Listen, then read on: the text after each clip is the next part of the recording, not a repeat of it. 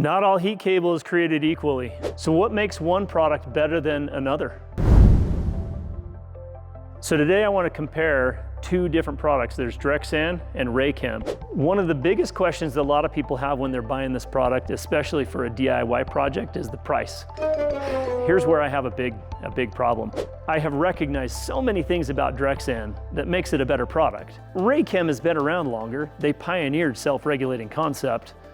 But the price, Raychem's very proud of their product, and so they're priced upwards of $6, $7 a foot. Whereas Drexan, I've found it anywhere from $4 to $5 a foot, depending on the quantity you need to buy. One of the first things I would compare is a warranty, and most homeowners are asking about this. So Drexan has a 10-year warranty, whereas Raychem has a 2-year warranty. The next thing I want to compare between these two products is the durability of the outer jacket. Now there's two situations that I think of when it's going to come into how durable is this, and that is when it's rubbing against, say, an asphalt shingle, or if you're pulling it through gutters, you might have sharp edges or abrasive metal objects that might come across. And the Raychem, it shredded open fairly quick against metal. Both of them actually did really well against asphalt shingle, so they're both good there. But what's interesting is when I open up the actual cable, Drexan has an outer jacket that's twice as thick as Raychem. I feel the two, and